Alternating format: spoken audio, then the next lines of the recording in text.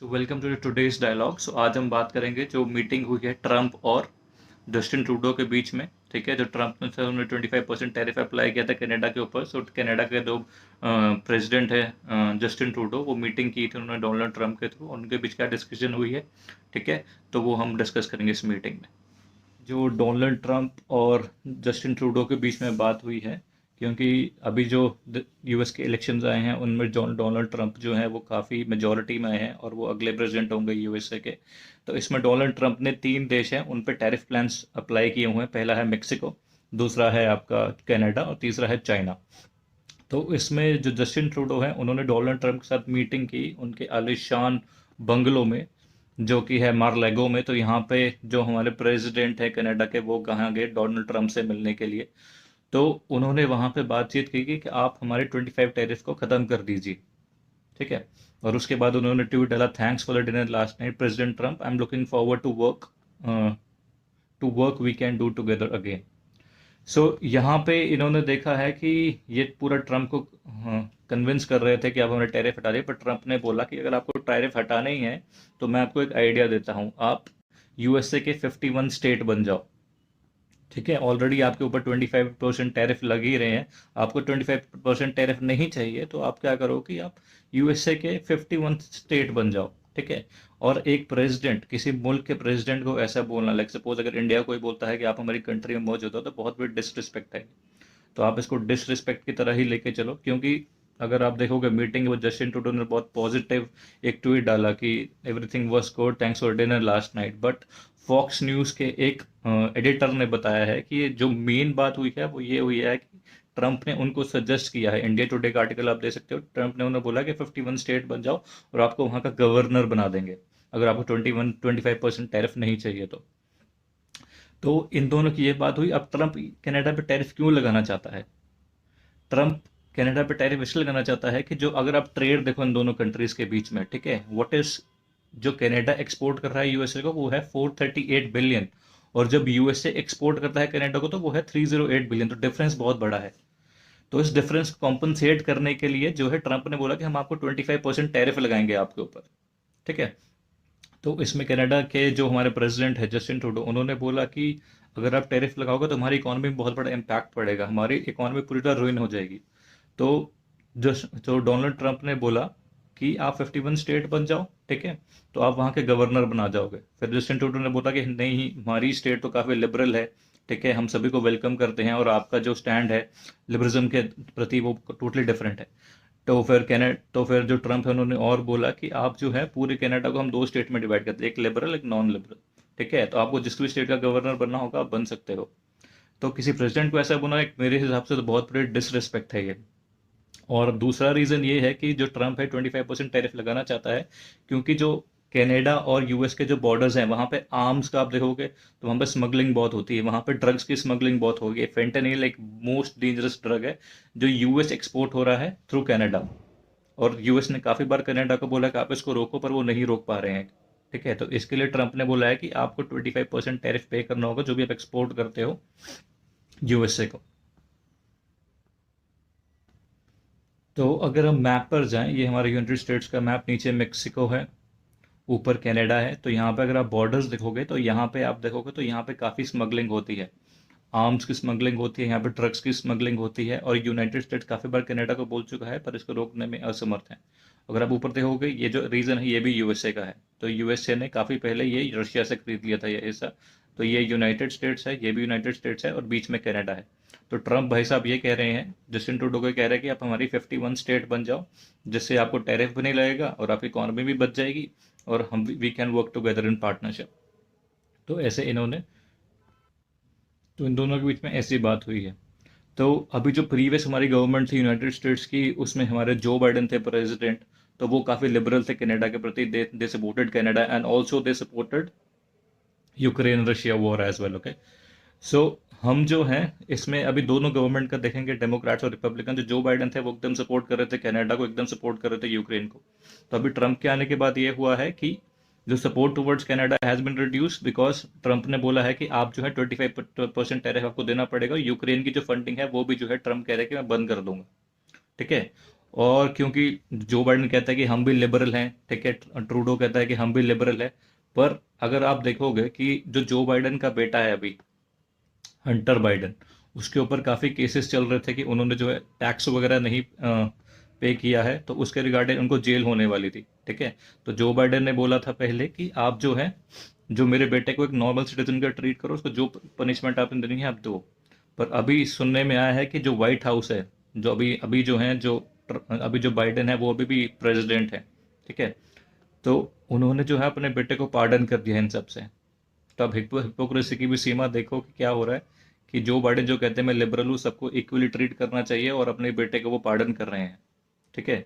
और इनके सपोर्ट में हमारे जो जस्टिन ट्रूडो हैं वो भी लिबरल कहते हैं, ठीक है, वो भी कहते हैं कि हम लिबरल हैं, हम सभी को सपोर्ट करते हैं। पर यहाँ पे वही क्या कर रहे हैं कि आर्म्स और ड्रग्स जो सप्लाई कर रहे हैं यूएस को बॉर्डर के थ्रू। तो यहाँ पे और भी रीजंस है कि जो जो यूनाइटेड स्टेट एक्सपैंड करना चाहता है, अगर यूनाइटेड स्टेट्स और कनाडा जो है तो एक हो जाते हैं, तो this will be the biggest country in the world.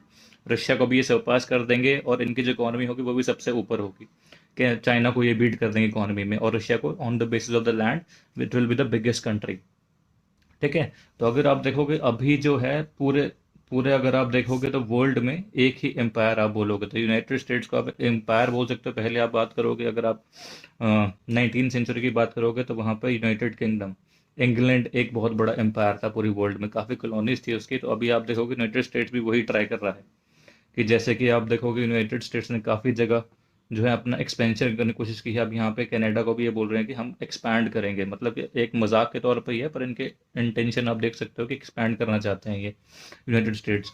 अगर अभी आपने सुना भी होगा कि जो यूनाइटेड स्टेट्स है वो ट्राई कर रहा है कि अगर आप इंडिया के मैप में अगर जूम करोगे, तो ये चाहते हैं कि म्यांमार और बांग्लादेश के बीच में एक क्रिश्चियन स्टेट बने, ठीक है। तो अगर आप देखोगे कि जो यूएसए है वो इसको पूरा सपोर्ट कर रहा है कि म्यांमार और बांग्लादेश के बीच में एक क्रिश्चियन स्टेट बनेगी, और इसी के लिए इन्होंने मणिपुर में काफ़ी ज़्यादा हंगामा मचाया हुआ है।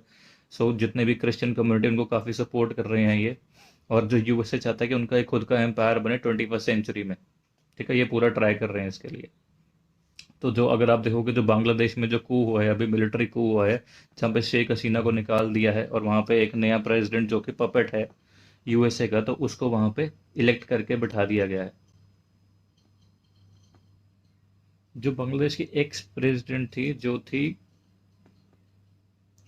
अगर शेख हसीना, तो शेख हसीना जो थी वो यहाँ की प्राइम मिनिस्टर ऑफ बांग्लादेश थी, ठीक है। और जो डॉटर ये डॉटर है शेख मुजीबुर रहमान, जिन्होंने बांग्लादेश के पार्टीशन में बहुत बड़ा हाथ निभाया था, जिनके फ्रीडम फाइटर थे। तो हुआ ये कि शेख हसीना ने बोला कि कोई वेस्टर्न पावर जो है वो जो है इंडिया और म्यांमार के बीच में एक क्रिश्चियन स्टेट बनाना चाहती है, ठीक है। तो उन्होंने ये भी बोला कि जो वेस्टर्न स्टेट है, सो वेस्टर्न स्टेट मतलब कि उनका कहने का मतलब जो यूएसए है वो बांग्लादेश में मिलिट्री बेस चाहता है। तो जो शेख हसीना उन्होंने टोटली मना कर दिया कि हम यहाँ पे मिलिट्री बेस नहीं दे सकते। और इसके बाद आप देखो क्या हुआ, उसके बाद क्या हुआ कि जो बांग्लादेश में कू हो गया, ठीक है। जो बांग्लादेश के फाउंडर थे, ठीक है, जो बांग्लादेश के फाउंडर थे शेख मुजीबुर रहमान, उनकी बेटी prime minister of Bangladesh Sheikh Hasina को निकाल दिया गया गवर्नमेंट से, ठीक है। उनको अल्टीमेटम दिया गया आर्मी की तरफ से कि आप देश छोड़ के चले जाओ, नहीं तो आपको अरेस्ट कर लिया जाएगा। तो शेख हसीना जो है वो इंडिया आ गई, और उसके बाद जो है यूएसए के पपेट मोहम्मद यूनिस, ये मोहम्मद यूनिस है जो अभी के एडवाइजरी ऑफ बांग्लादेश गवर्नमेंट है, ठीक है, इनको वहाँ का हेड बना दिया गया। Okay, so he have been awarded multiple times by the government of USA। तो ये आप खुद देखो कि एक पपेट जो है यूएसए का, उसको बांग्लादेश का हेड बना दिया गया। तो ये आपको टोटली दिखाता है कि जो यूएसए है वो हर जगह अपने पाँव पसारना चाहता है, ठीक है। चाहे आप बांग्लादेश देख लो, चाहे आप कनाडा देख लो, चाहे आप इसराइल देख लो, चाहे आप वियतनाम देख लो, चाहे आप अफगानिस्तान देख लो, तो हर जगह जो है यूएस जो है अपने पाँव पसारना चाहता है। और अभी आप करंट लीडर की बात करो जो कि हैं जो बाइडन, उनकी अगर आप हिपोक्रेसी देखोगे तो उन्होंने अपने बेटे को पार्डन कर दिया।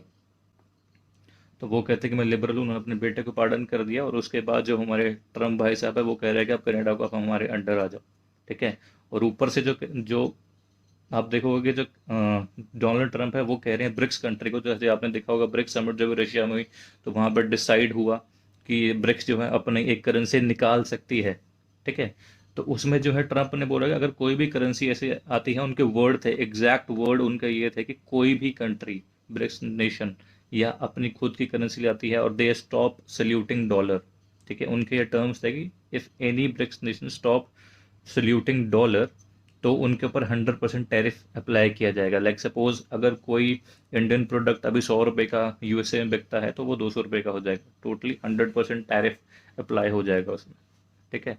तो ये यूएस जो है काफ़ी लोगों को धमकियां देता रहता है, तो ठीक है। उसके बाद जो रशियन प्रेसिडेंट हैं व्लादिमीर व्लादिमीर पुतिन है, रशिया के जो प्रेसिडेंट हैं, उन्होंने बोला है कि आपको जितने टैरिफ लगाने हैं आप लगाओ, ठीक है। तो यही आप लगा लो कि पूरे वर्ल्ड में एक इंसान है, ब्रिक्स में काफ़ी कंट्रीज हैं, ठीक है। तो उसमें से किसी ने नहीं बोला इसके रिकॉर्डिंग, जो ट्रंप ने बोला था कि हम 100% टैरिफ अप्लाई करेंगे, इसमें किसी ब्रिक्स कंट्री ने बोला, पर रशिया ने बोला आप जितने टैरिफ लगाने आप लगाओ, हमें कोई फ़र्क नहीं पड़ता, ठीक है।